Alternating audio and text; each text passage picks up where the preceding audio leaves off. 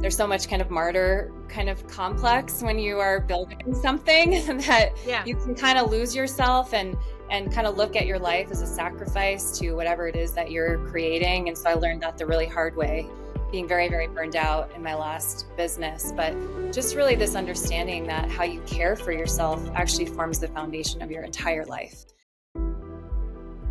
On this episode of Ethical Exits, we welcome Bonnie Coberly, the founder of Healthy Bites, who not only grew a successful organic meal delivery service, but also faced down the perils of burnout, debt, and betrayal, all while staying committed to her mission. Bonnie's journey is a powerful reminder that entrepreneurship is not just about scaling a business, it's about staying true to your values, even when the path is difficult.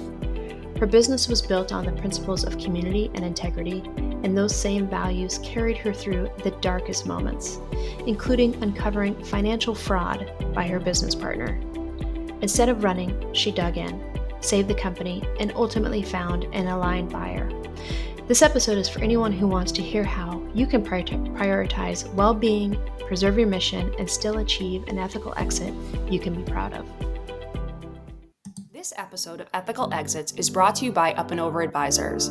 Did you know that Unilever's sustainable living brands, obtained through strategic acquisitions, expanded 69% faster than the rest of their portfolio? This business strategy isn't just for giants like Unilever. You too can execute a similar model to drive growth and impact. At Up and Over, we specialize in helping mission-driven companies grow by acquiring like-minded businesses. Ready to build your own portfolio of impact? With Up and Over, it's within reach. Visit upandoveradvisors.com to learn more. Today, we're excited to welcome Bonnie Coberly, an executive health coach, breathwork practitioner, and founder of Soulfire Strategies. With over 15 years of entrepreneurial experience, Bonnie helps founders and leaders prioritize their well-being while building successful businesses through a combined holistic approach. Bonnie also founded and scaled the first locally sourced organic meal delivery service in the DC metro area, which she successfully exited through acquisition. So we're really excited to dive into your journey today and hear more about your insights. So Bonnie, welcome to the show. We're really excited to have you. Thank you. Well, it's so good to be here. Thank you for having me.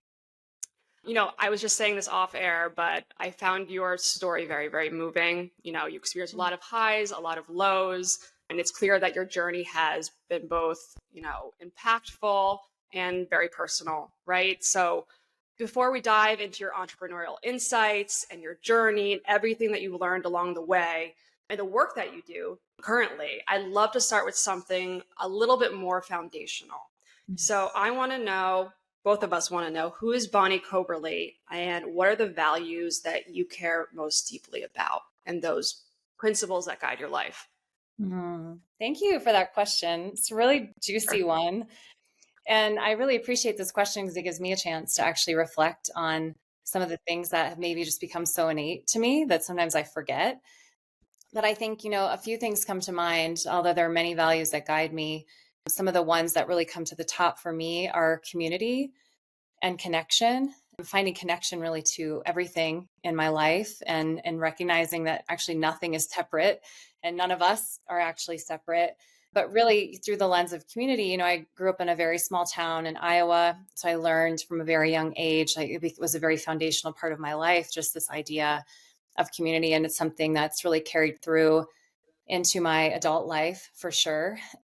I'm really also connected to the value of curiosity and openness. I think that curiosity is actually a really deep form of intuition that what we're curious about is kind of like the little breadcrumbs on the path that are kind of showing you like, pay attention here, look here.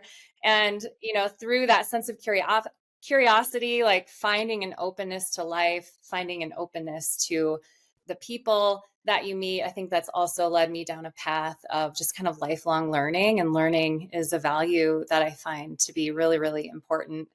I feel really connected to the value of balance and care. And I think that that's something that often really gets lost in entrepreneurship. There's so much kind of martyr kind of complex when you are building something that you can kind of lose yourself and kind of look at your life as a sacrifice to whatever it is that you're creating. And so I learned that the really hard way, being very, very burned out in my last business. But just really this understanding that how you care for yourself actually forms the foundation of your entire life. And you cannot function from a state of depletion all the time. And so I think just balance is really important to me. And then I guess, there are many others, but I'll just say, a few more. Kindness and love and compassion are deep values that guide me. People often laugh that one of the things that I often say is I love love, which I really do. But also, just even finding, kindness and compassion. I think I've learned a lot about compassion through my training and my learning of the Zen Buddhist practice, and just recognizing that, everything actually heals through love. And often, like the pain that we're in or that we're seeing in others is just asking for the medicine of attention, of love and compassion. So, yeah, those are a few. I could go on, but I'll stop there. Those are all really amazing, and they're all really deeply rooted in the first thing you said, Mm, community, mm, right? Community within others, mhm, community within our physical community, with our environment, right? And also community within the multiple parts of ourselves, mm, right? mhm, Acknowledging and bringing all of those together. So that's really powerful, Bonnie. That's mm. amazing. Yeah, thank you. Yeah, super powerful. And Bonnie, something you said too about curiosity, right? Yeah. And that kind of leads me into my next question because, reading about your story and learning more about you and everything that you've been through to get to where you are today, it kind of starts off from the beginning of your journey, right? Something had happened, you were curious, you wanted to learn more, and it started off this entrepreneurial, long endeavor for you. So, can you share the story of Healthy Bites and, kind of what inspired you to start it and what were some key milestones along the way? Yeah. Yeah. So, I mean, there's so much to this story, and I'll try to keep it somewhat brief for the purposes of time. But, the kind of the cliff notes are, I was diagnosed with a pretty severe digestive disorder in my early 20s and went down a kind of deep rabbit hole in the conventional medical system, which I'd never really gone down before, and was kind of left with no answers, no real solutions that helped me. A doctor told me, you just need to reduce your stress. And I'm like, well, it's kind of stressful not be able to eat. You know, how do you Easier do said than that? done. And then no one had any real answers for me. They never Yeah. talked with me about what I was eating. Like it was just really, it was an interesting experience for me. And so thankfully I was lucky enough to meet someone a few years later after suffering with this disorder, who just helped me make some basic changes to my diet, offered me a few recommendations for digestive supplements. And within a couple of months, I had fully healed myself. And so it was I guess it was kind of a real marker in my life of realizing, number one, like I'd never really, really connected with how food is actually super foundational to your health. I had only really connected to that through being an athlete growing up, but it kind of just fully changed the trajectory of my life. And I got really curious about health and nutrition. It inspired me to go through a health coaching program with the Institute for Integrative Nutrition in 2008. And then I started working with really, really busy clients around that time, and just kind of noticed like a lot of people weren't as successful in our work together as they wanted to be because they didn't have time to shop and cook, and understanding something doesn't give you more time to necessarily address it or deal with it. And I'd also worked with a nonprofit organization for a few years that was really working at the foundation of, food and health, and how GMOs were impacting people and their health, organic food standards and things like that. So I was already kind of in that world. So anyway, I never intended to actually start a food company. I had worked in restaurants, but it was not really like on my roadmap to be a food entrepreneur. But, back to the theme of curiosity, I was very curious about ways that I could help my clients. And we were looking at like takeout menus from Whole Foods and all these things. And this was very early on. Meal delivery was not like a thing really in 2008. There were a few companies doing it, but it was a very nascent kind of industry. And so anyway, decided after a few clients were just kind of begging me to cook for them, like maybe I can try this out. I was working with someone who ran a personal training studio. We like collected sort of a cohort of folks to cook for a few months. And it went really, really well. People were just raving about the food. They loved it. And they were like, please, can you continue to do this? And so that was when sort of my entrepreneurial spirit kind of got the best of me. And I decided like, okay, why not me? Maybe I'll just try and try to make this thing that I see so many people in my community actually need, where, they can have healthy food that's convenient and delivered to their house. And so that was really the kind of the inspiration for starting Healthy Bites. And just curious too, Bonnie. So these clients that you had, they're successful people, Mm-hmm. right? High functioning people. Yeah. And you met them at the gym, or you were consulting with them otherwise? Different places. Some I was working with through this personal training studio. Some were just clients that I had met on my own that had been referred to me through, various ways. And so so going back to your personal story about your own health issues, Yeah. you knew how impactful and how fundamental good diet is to everything in your life, right? All Yeah. starts there. You can't Mhm. just exercise your way out of it, right? Like Yeah. you have to have the good foundation, good That's gut right. biome, all that stuff, right? I had no idea you have to eat like 30 different vegetables a week. Like 30 Yeah. different vegetables a week to have a healthy gut biome. That's a lot, right? Yeah, it's a lot. You know, I it's don't, a lot. by the way, I try, but it's hard in winter, especially. I think I did it 1 week. I think I did it 1 week after I watched some documentary. I think I was successful once. But it's hard, So you put together those building blocks, right? So you're meeting these people. They're successful, but they're not totally complete. You know that there's room for them to grow. You had your own personal experience with your health, and then you're like, so you were able to connect the dots, and you were curious you started making different foods for yourself. Mhm. You're not a chef, right? Mm-mm. Like by No. trade. Definitely Right? not. Definitely not. So you just took No. all these things and you're like, I can help you. Yeah. And I can start cooking for all these different people. And not only will I cook for you, but I'll bring it to you. Mm-hmm. Right. And That's you right. chart and you set your own menus, Mm-hmm. right? Mm-hmm. No one was dictating what they wanted. No. Okay. Interesting. Very interesting, buddy. Yeah. I'm also curious, like logistically, how did you figure that out?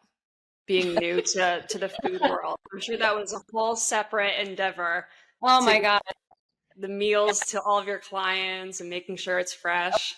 Yeah. Yes. I mean, there's just so much, as I think like, any entrepreneur will probably tell you, like, you have to kind of do everything to learn how to do it. Like there's no guidebook or roadmap when you're doing something new. Right. So, and I also, because I was so kind of early in the space, I didn't have a lot of sort of acts to follow. I wasn't able to kind of see like, oh, what are all these other companies doing? I was really just making it up as I went along, trusting my intuition, trusting like what made sense, I thought, to me, messing up all the time, like, things going bad, like hiring the wrong people, just there were so many systems we had to put in place just in our kitchen to be able to not only produce so much food at one time, but then how do you organize it? How do you package it?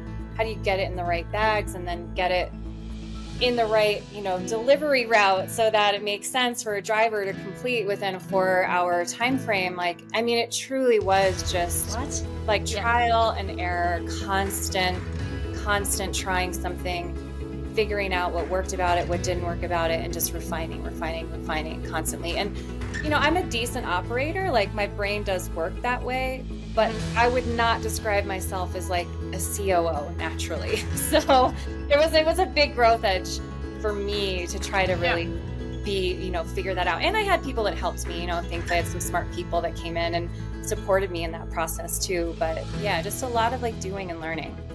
And I would also, think that, what was this, 15 plus years ago, you're a trailblazer in this space. There's not any podcasts, there's not many resources that you can go to and learn from.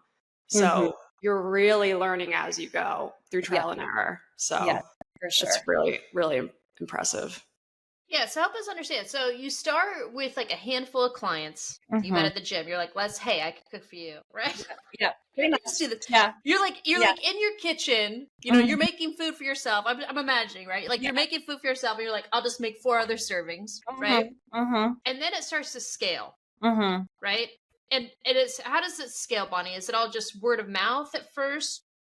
I mean, where are we? We're in 2008. You have a handful of Yeah, clients. When do we yeah, start to have like a full scale, like commercial kitchen operation? yeah, You have like a legit business now. yeah, truly.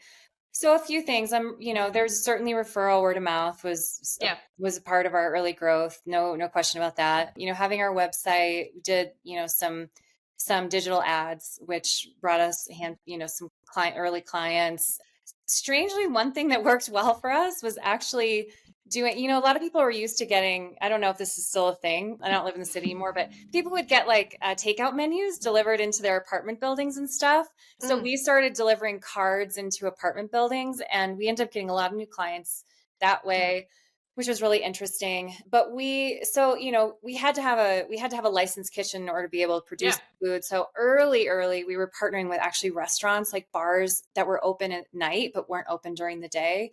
So my staff would come in, we'd do our thing Mondays and Thursdays, and we'd be out by 5 very quickly. Like we couldn't sustain that because we couldn't really keep a lot of stuff there. We kind of had to move our whole operation in and out.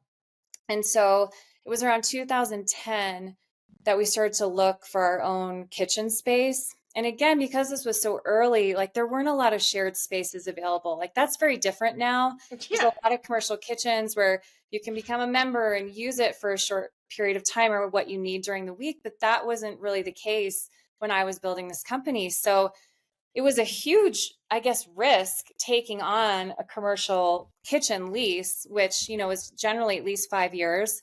Yeah. And so we started looking for space, which took us, I think, the better part of a year to actually find a space. And then it was in 2000, I think early 2011, we actually opened our first commercial kitchen. So that was about 2-ish years or so after starting the company. And then we Is it- Yeah. also opened a small cafe because there was kind of a carry out space in the front.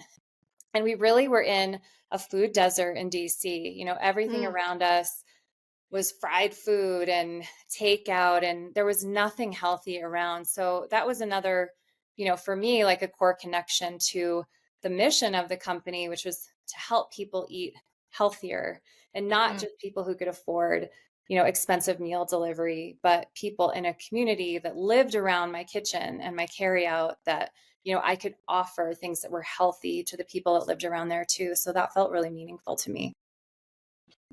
So within 3 years, you go from hey, I can cook for you in my kitchen to opening a space, putting a lease down on a Mhm. commercial kitchen. This is the real thing. Now you have employees. You're cooking for what, hundreds of people at this point? Yeah, pretty much. Yeah, a couple hundred clients a week for sure, maybe more some weeks. Good Lord. Okay. Yeah. And this is all like hand to hand combat where Yeah. it's referral based. You're also dropping off flyers at apartment buildings, Yeah. right? Strange. I know. Right. I did not know that would work, but it did. So yeah. And then you're like, you know what? Why don't we just have a restaurant too? Like, so Hmm. you went like all in on this, Bonnie. Yeah. Yeah. So you're a committed person. You can Yeah. say yes to a lot of things. It sounds like you'll say yes before you'll say no. So Hmm. you found yourself in a position where how many employees did you have at this point? Probably at that point we had around maybe 10 or 12. Yeah. Okay. Yeah. Okay. And this is your first business, Yeah. right? So you're Mhm. doing a perishable food delivery, a restaurant business. It's notorious for being challenging, right? Totally. Hmm. Super low margins. And Yeah. it's all like you have to show up for any revenue to be made, right? Like you Yeah. just can't just like send a couple emails and like, here comes, here comes the Hmm. revenue. Like this is all, you're That's on your right. feet Yeah. using your hands, Yeah. right? And I know that you talked about too, when we spoke previously, that you had some interesting approaches to who you hired because you were intentional Hmm. about this business Hmm. all the way through, right? Not only about with the ingredients that you're making, the quality of food that you're producing, your why, right? What your goals were, which were really, very, very personal for you. But also wanted to leave an impact on the community around you, right? By Yeah. providing jobs. So talk a little bit about that as well. Yeah. So, I mean, I know what you're referencing and from our last conversation, and I'll get to that too. But for example, like the cafe aspect of our business, I hired a number of people that lived in the community. I wanted to actually create jobs for people that lived in the community that my kitchen was working in. My first and actually only like head of my kitchen, we basically hired her entire family. We like really became a family business. She had a couple of sisters who wanted to cook, and and then it just kind of expanded from there. So my whole kitchen was just like this amazing crew of Latina women who were family, and they became family to me, really, and they were just so hardworking and incredible. And it was so wonderful to be able to really employ that whole family of people. And then, a lot of my drivers, because they were very part-time, ended up people just who were looking for extra work, 5 or 10 hours a week. And I ended up hiring a number of formerly incarcerated people as drivers. And a lot of them spoke to me about how difficult it was to find work. And I wasn't hiring them as like a charity hire. Like they were actually really wonderful people. Sure. And I recognized like everybody needs a pathway to change their life, like just because you made a mistake in the past, that doesn't determine who you are sitting in front of me today. And so my staff was really very diverse and was really had like a family feel to it, which was also, being a community and family oriented person, that was a real value that I feel was created and really lived through the creation of this business. And I didn't even know, I was like, now I know about like social impact business and standards and the triple bottom line. I actually didn't know anything about that at that time. It was just like, this is what you should do. If you want, if I believe that my business is an extension of me and the impact that I want to have in the world and the ripple effect that I want to create, like this just makes sense to me, So yeah. You've created this, beautiful community around your business, right? Something that you said earlier on that was, very important to your core and your values. So, beside that, you have this, great group of folks that are working for you. You have a commercial kitchen, you have a cafe, in less than 3 years, like Hannah said. Now you come to a spot and you say, all right, I'm growing really quickly. Are you thinking about selling at this point? Does something, kind of rise up in you saying, okay, maybe we can pivot and we can sell? What happens at that point where you kind of find this, inflection, if you will, about which way to go?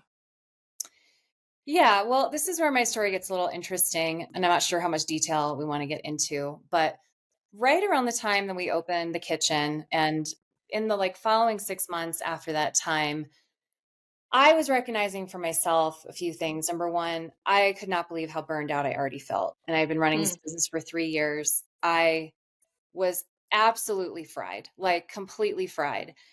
And I was also experiencing very, very severe levels of anxiety and very severe depression around that time. Wow. And so, being a person who tries to honor like what I'm experiencing, I really felt like, I don't know that this business is actually for me. I'm not sure I started the right thing for myself.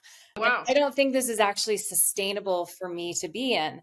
And so it was around this time that my partner and I started having conversations around me leaving the business. And it was through those conversations that I had been having a deep intuition that something was very, very wrong in our partnership. Our business partnership was not working. So that was another piece of it. And I just also was more and more feeling like I don't trust this person that I'm working with. Oh, wow. And so through this process of deciding around 2012 or so that I was going to leave the business, I started digging into the finances and uncovered that he'd actually been stealing the profits for many, many months. Goodness. And that we were in a position at that point of being, the amount was unclear to me at that time, but I knew it was at least several $100,000 in vendor and tax debt that wasn't going to go away in bankruptcy. So after hiring a lawyer and kind of assessing what my options were, I quickly realized that leaving the business was not an option for me unless I wanted to go through years and years of legal challenges. And probably eventually go bankrupt myself, but still Yeah. owe this money, to these various Yeah. places because I personally guaranteed so many of the, Oh gosh. things, but that I was going to have to legally remove my partner and run the business probably myself for I didn't know how long. And so it was around 2012 that late 2011, early 2012 that process really started and just kind of took me into this next phase of my relationship with my company, which was an extremely challenging chapter, to put it very, very mildly. It was a very dark and hard chapter of Mm. entrepreneurship for me. hmm Where it became just pure grit to Yeah. work through it. So Yeah. you knew that, like, okay, shoot, I have this relationship that is not good, and Hmm. you felt that Hmm. intuitively. You Yeah. leaned in, you started digging around in the numbers. Shoot, there is something going on here. You separated yourself from this partner, started the legal process of that, but you also understood the amount of debt that you had, you could not get away from. So Hmm. rather than run from that, even though you're in a low spot, Bonnie, you already Hmm. said, like, you're like, you have anxiety, this is a tough business, like, Hmm. this is one of the hardest businesses on the planet to manage. And your business is multi-layered with all of its complexities, right? Because you're Hmm. diversified in your approach and your service level. Yeah.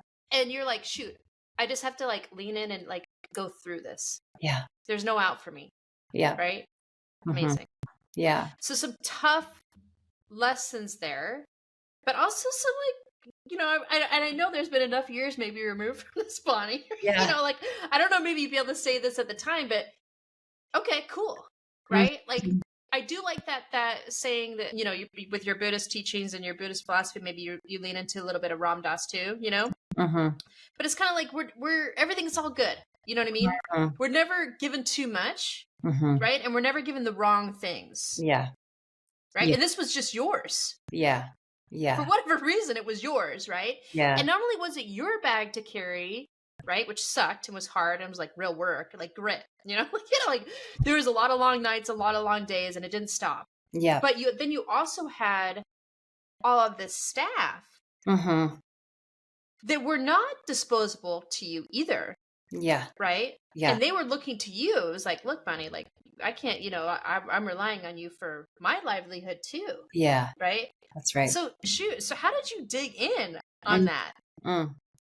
I mean, this was the hardest lesson this is the hardest thing I've ever gone through in my life. So there are probably many layers to the answer to that question, but the first Yeah.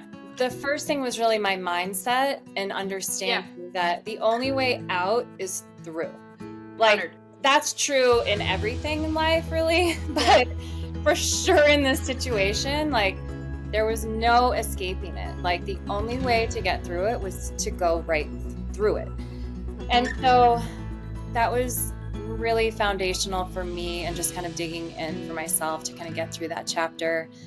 Also having the support of my employees, I'll never forget the conversation that I had with them the day, like, they didn't really know what was they all knew things were not, like, something was very wrong. And like, knew my partner and I were kind of splitting up, but they didn't really know the gravity of the situation.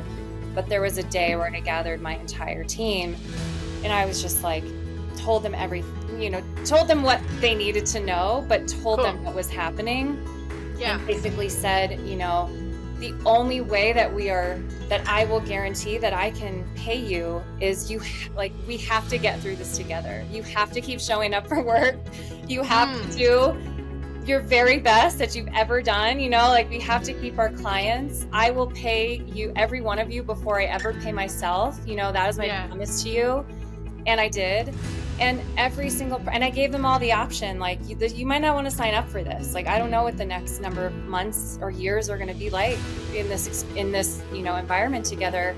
But every single person on my team stayed with me, every single one. So I really felt buoyed by the trust and the support of my team. And then I think, the other thing that really anchored me through that experience was, kind of what I shared at the beginning, which was just like knowing that I had to actually take care of myself, that it was really one of the deepest lessons I've ever had in understanding that, my business was actually built upon me in many ways at that point. Yeah. And if I couldn't take care of myself, the business wasn't going to succeed. It just wasn't. And so I had to start saying no to things. I had to start saying, better boundaries around so many things in my life, because I had been a yes person for so long, and really prioritizing balance and care for myself in ways that I never had before. And, I will never want to invite in a lesson like that again, but it was foundational in moving me towards the work that I do now. And I'm grateful every day for the things that I learned in that experience and what I've been able to take with me. Yeah.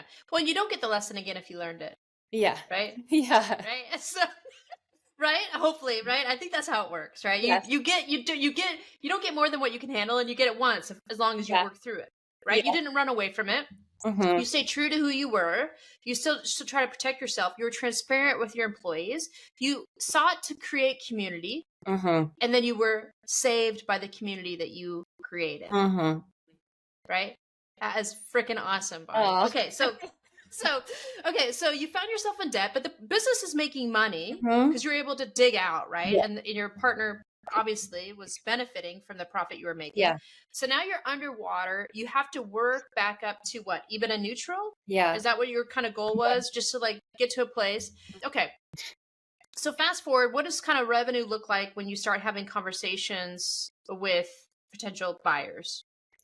Yeah. So, I got to the point, this was like, I guess 2014. I'm trying to think when I closed the business in April of 2015. So it was like, a year before that or so, I had over the last 3 years, like dug myself out of this giant financial hole that I was in, slowly chipped away at it, really produced my way out of it because I couldn't even get investment money at that point. So we were just producing our way out of the debt.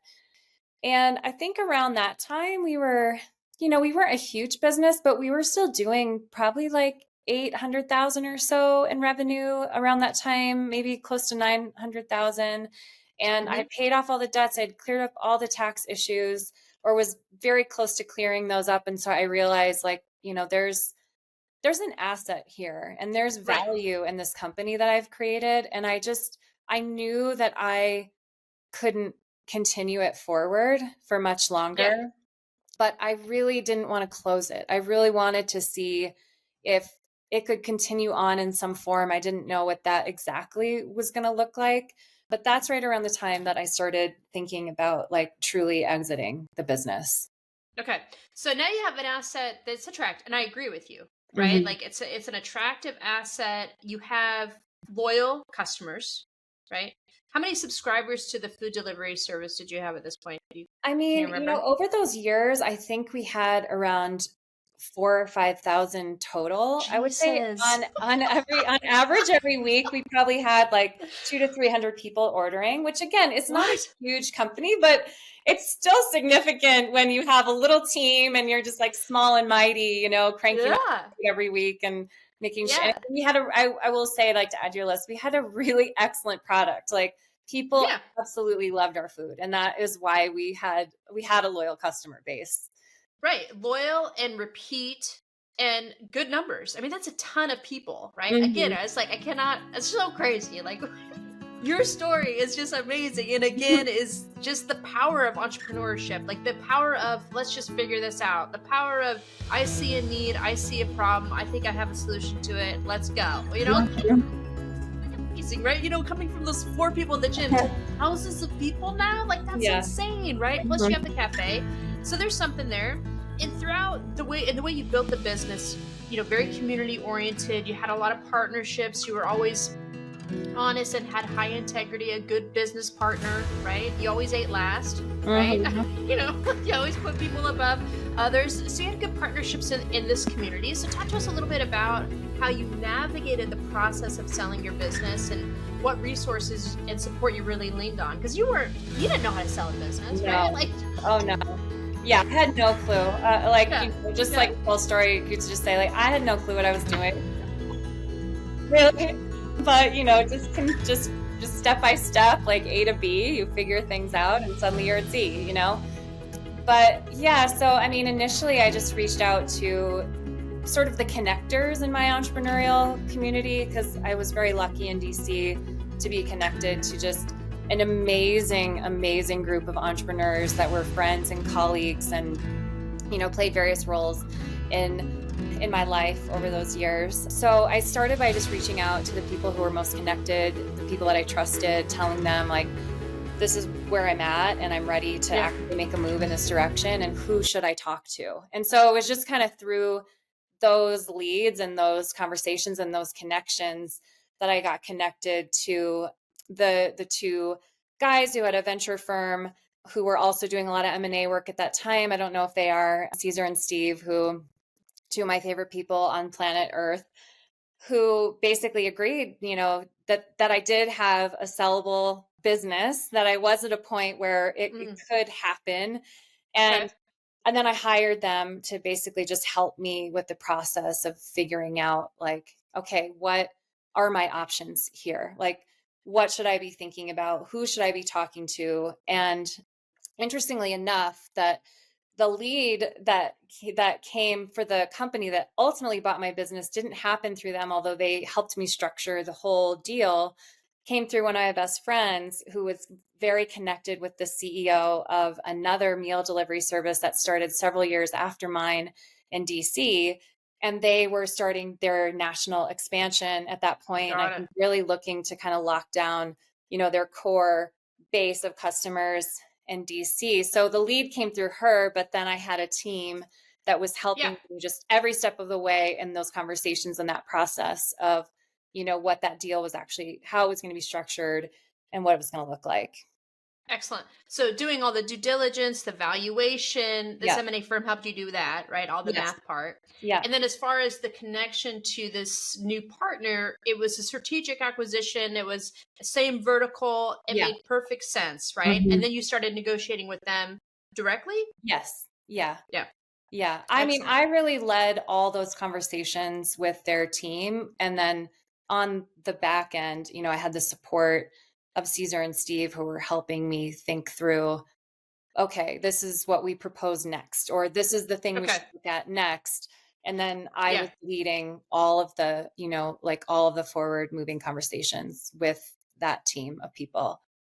Got it. Yeah, that makes a lot of sense. And other than the industry vertical, matching, like what else about this buyer really stood out to you, or what was really important about having this buyer come in? Was it being mission aligned? Was it, the type of food that they were selling? What were like the top few things that you were looking for? I think, certainly the vertical that matched was, I think, what made the most sense, but but they really were a very values aligned buyer, because they were also focused. They had a very big community focus in their business. They actually started out as a paleo meal delivery service and had fridges in CrossFit gyms. So fitness orientation, although that's kind of strangely how I got started too. So there was like a real community element to them. They were also using primarily organic ingredients. They were working with local farmers and local producers. Like all of their food was produced by local chefs who also held those value systems as well, and were, working with local farms as much as possible, organic ingredients. So there was just so much alignment in our product and our values. And then also just, the owners and who they are as people, we just had like our values really matched. And so it was a really good fit in so many ways. And was this company, was Fit Foods, you guys were never registered as a B Corp, right? We were not. No, I would have. If I had kept going, I'm sure I would have gone down that, or tried to go down that path. Yeah. And this acquirer, were they registered as a B Corp? They are not. It's the company's Territory Foods. You might be familiar with there now, and I think they might have national delivery at this point. At that point, they were expanding to like 3 or 4 new cities. I know at one point the owner of the company was exploring B Corp certification, at least at this time, had decided not to move forward with it for a few reasons, but I don't know where, I'm not sure where they are in that inquiry anymore. Yeah. And that's fine, right? It doesn't have to be, right? And you had your hands full with everything else, and you were still leading a very intentional business, and you were leaning into this acquisition, making sure that all the things that you cared about still lived on beyond you stepping back. Yeah. Right. Yeah. So I imagine too, a piece of that was your employees, right? Beyond your product, it's your people, right? Yes. So talk to us a little bit about that. I mean, you mentioned that as you were kind of right sizing the ship, you were very transparent with them, right? Yeah. You shared what you could about where you were with the business. You were brutally honest with them, which I think, I'm sure built a lot of trust. Right? It's like, okay, Bonnie's letting us in. We understand where she's at. She's telling us what we can do to help. We're all in this together, right? I'm assuming that transparency with your employees continued as you were pursuing a buyer. Yes. Yeah. I mean, I didn't let them into that process until I was clear that the acquisition was pretty much guaranteed to happen, because I didn't want to freak anyone out. Yeah. Didn't want to scare anybody. Didn't want them to like be worried about their job, especially when I wasn't clear on all the details. So, it was an interesting time for me too in my life, because my husband and I were clear. Like, we decided I was going to sell the company. He ended up moving to California to take a teaching job in San Francisco, where we had decided we were going to move. And it happened really quickly. And as with being a teacher, you have to, you have a time frame that you have. Right. You have to be there. Decisions. Yeah. So I spent that whole year that I was in the process of selling the company. I was by myself in DC, and my husband was on the other coast in California. And so my team, they were aware that like there were big life changes happening for me. They just didn't quite know like what was happening all behind the scenes. But once we had, we had a letter of intent signed, and we were kind of well into the process. I think as soon as we actually like signed the deal that it was all going to happen, like I informed them. I told them everything I knew at that time. I told them that, of course, I would keep them in the loop as things move forward. The thing that was interesting about the conversations with my employees is that Territory Foods had, they had all these chefs and these producers, so they didn't actually need my kitchen or my kitchen team. So part of what I had to do separately was actually find a new person to either lease or buy my kitchen. So that was actually a completely separate part of the sale. And it ended up working out. It's a whole story, but it worked out. I found an amazing female food entrepreneur to come in and lease my kitchen. And one thing I didn't share is that I had also been subleasing my kitchen space to a few other female founded food companies. So I kind of functioned as a shared kitchen space. And she allowed all of those folks to stay and continue to share the kitchen space with her, which was really, really cool. And I ended up finding someone who'd actually looked at the kitchen space. He was opening a new restaurant and needed a whole kitchen team. And he hired every single person from my kitchen to join him. So it was like a really cool, happy ending to that part of the story, because, there were actually a few moving pieces to that. But that just ended up being the best way for the whole deal to kind of work. Bonnie, that's karma, baby. Because you're lucky. You are lucky, sister. That is not the case for so many people, right? No. Especially so many mission-driven entrepreneurs who are afraid of this process. Yeah.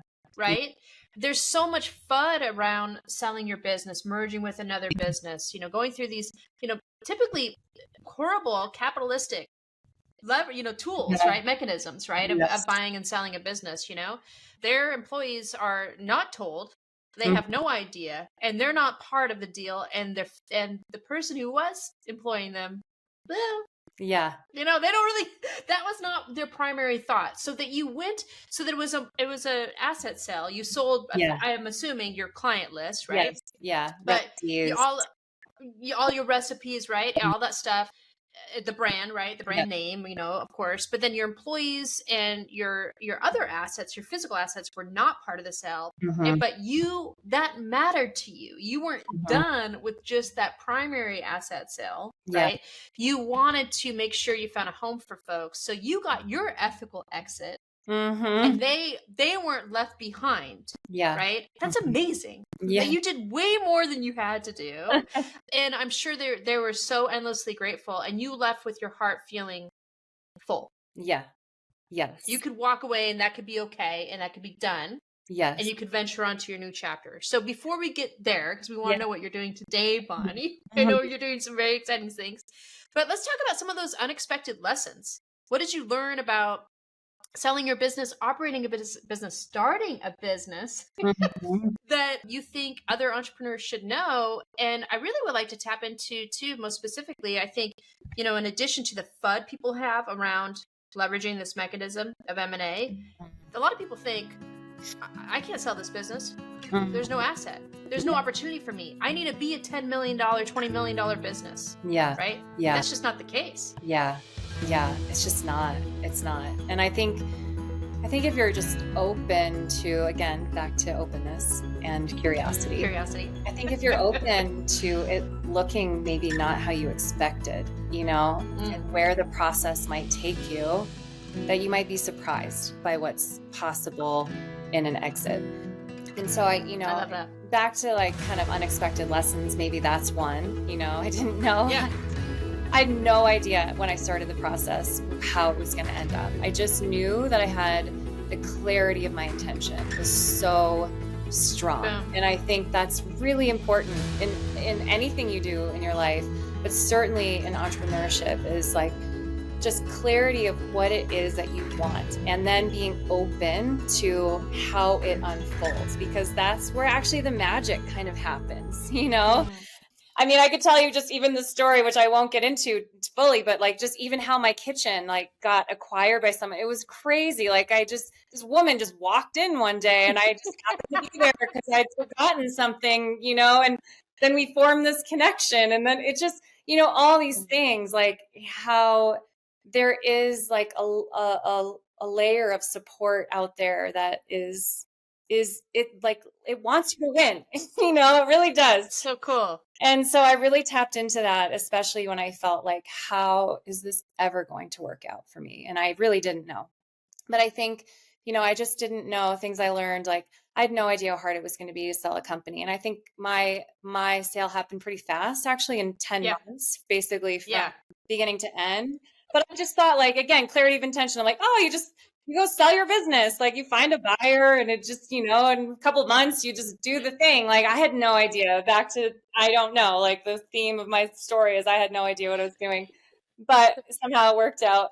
And, I think a couple other things that have really become clear to me over these years, and even in those early times of leaving Healthy Bites, is just, realizing like kind of this identity crisis that I went through after I sold Healthy Bites, because I've been known for 7 years as the CEO of Healthy Bites, and this is Bonnie, and this is what she does. And there was so much validation for who I was because of my enmeshed identity with this business. And so when you sell a company and you start to disconnect from that identity, at least for me, there was a huge process of like, who am I without this business? Like, what do I even care about? What do I actually want?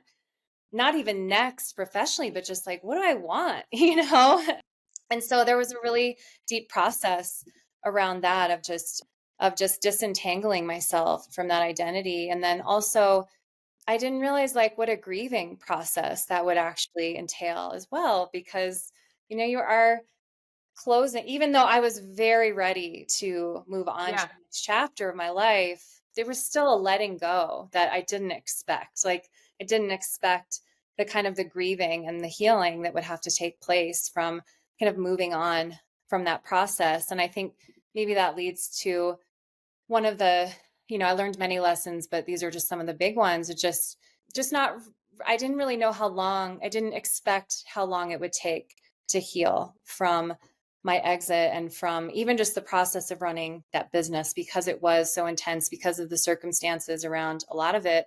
I was so burned out when my company closed. Like I did not think I would ever feel like myself again. And it took me years really to recover. Physically, mentally, emotionally, I did a lot in that process to heal myself and heal my nervous system. But just really understanding, through that process that healing is not logical and it's not linear, and it just takes the time that it takes. And just like not knowing how to operationalize my company, like you just have to try things and kind of see what works for you. So those were some kind of big takeaways.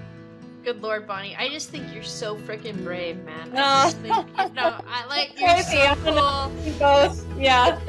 No, you're so cool. And I just think that's so inspiring. You know, you just leaned in. You just figured it out, you know, and I would have to think, and I hope you have so much appreciation for how capable you are. You are so capable. You built a crazy, complicated, challenging, stressful, anxiety-provoking business.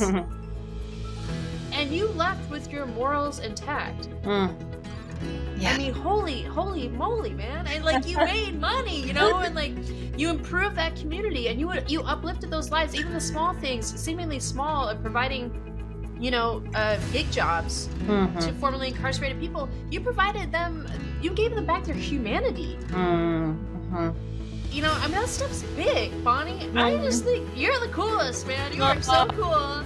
And I hope that the takeaways for folks is, like, don't be afraid to be you. Yeah. Like, and to operate how you want. I think your point about getting really clear, it reminds me, Caitlin and I talk a lot about, especially in the business that we run, that mission-driven companies are so much more successful. They're much more resilient than traditional, just for-profit. Profit is the purpose, you know, company, because they're not authentic. I mean, I think that you built what you built because of how you did it, more than what you did. You know, even though what you did was great, you know, it had multiple benefits, right? Providing healthy food, organic food, accessible food for folks, healing them from the inside out. That's big, but man, I just love your story, Bonnie. I think it's just so cool, and the way you did it, and all the things you came through, you overcame. You know, and you're sitting here now. So amazing. So amazing. That was just one chapter, sis. Like, you are not done, right? Like, you have so much more to give. So I know I appreciate that reflection very much. Yeah. Oh man, I feel it. Don't you, Caitlin? I feel that so much. I mean, your story is a true testament to, you know, you get back what you put out, right? Especially this foundation that you created for your employees and your company, and everything that you did for everybody. And also, you know, just that revelation that you need to take care of yourself, right? Yeah. You know, we found that with our last wonderful guest, David Kale, who was the founder of, you know, sustainable furniture brand Fully. He just said through this process, like, you gotta take time to just sit, take care of yourself, eat well, meditate. Yeah. Because that's the most important. Because if you're physically not right, if you're mentally not right, it's really, really hard to get over these difficult, you know, hills that come your way. So David also started doing a lot of psilocybin too, which I think really helped, you know. It does help. Right? Mind expansiveness, you know. So yeah. Plant medicine was a big part of my healing journey, of healing my burnout. And I'm a big believer in safe and supportive environment for that type of work. Yes. Yeah. Absolutely. Yeah. So now, you know, after this really inspiring journey, you know, you started Soulfire Strategies, where you're helping other founders and leaders and corporate execs, you know, help them to prioritize self-care and their well-being, and in turn help them, you know, build a better life and a better business, and, you know, help them, you know, not go through, you know, similar burnout like you did. Can you just tell us more about, you know, your current business and what you have going on in your services?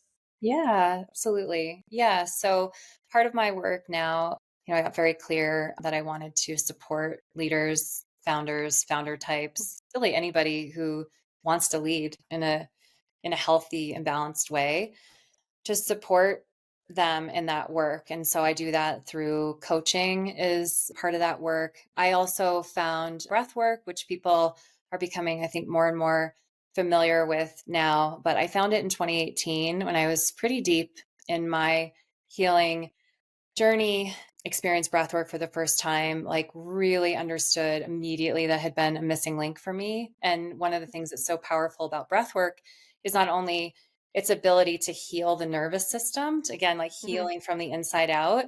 But it also is such a beautiful tool for processing emotions and trauma, which I had a lot of actually from my experience with Healthy Bites. And so what I've also kind of realized through working with leaders is prioritizing the health of your nervous system is actually one of the most important jobs that you have. Because again, you can't be a good leader if you are fried and frazzled and bringing that energy into your company, into your work every single day. It's like the ripple effect that you're creating in your business. And so breathwork has become a big part of the work that I do. I do also some consulting with social impact companies around strategy and organizational kind of development, business development types of things. So I still very much believe in, I'm like a builder at heart. So I do like to help companies like in that process of building, I find to be really energizing and fun. So that's kind of like the iteration of what I've been up to now. But some of my work is also starting to move towards really working with mothers. And if they're founders, that's great too. I mean, that's kind of a double whammy, but I had a baby. He's now 20 months old. Oh, And wow. I realized through the process of becoming a mother that so many of the lessons of early entrepreneurship were coming up for me. That kind of martyr mentality, sacrifice myself, put myself last, just realizing like how burned out moms and families actually are. So I'm seeing like a translation and how to work with mothers around some of these, some of these topics and some of the lessons that I learned from that experience. And then, I talked just a little bit about plant medicine, but one of the things I'm exploring right now is actually getting licensed. Colorado has a license now for psilocybin therapy. And Cool. so it's something that I've really been being called to like bring into my work now for a number of years and kind of feeling like maybe it's time to make that leap and kind of start to do some of that deeper work with people, although breath work gets pretty deep with people, but even just taking it to the next level.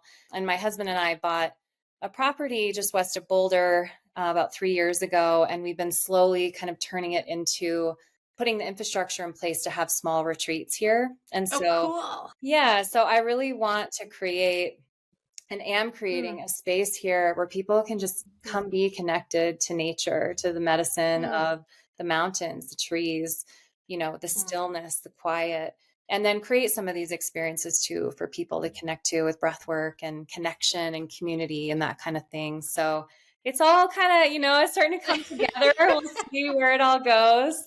That's amazing. I have a side dream of becoming a children's book author, which I am dabbling in on the side at the moment with my husband, but just tinkering on lots of stuff all the time. Wow. I love it. But around the same themes. Yes.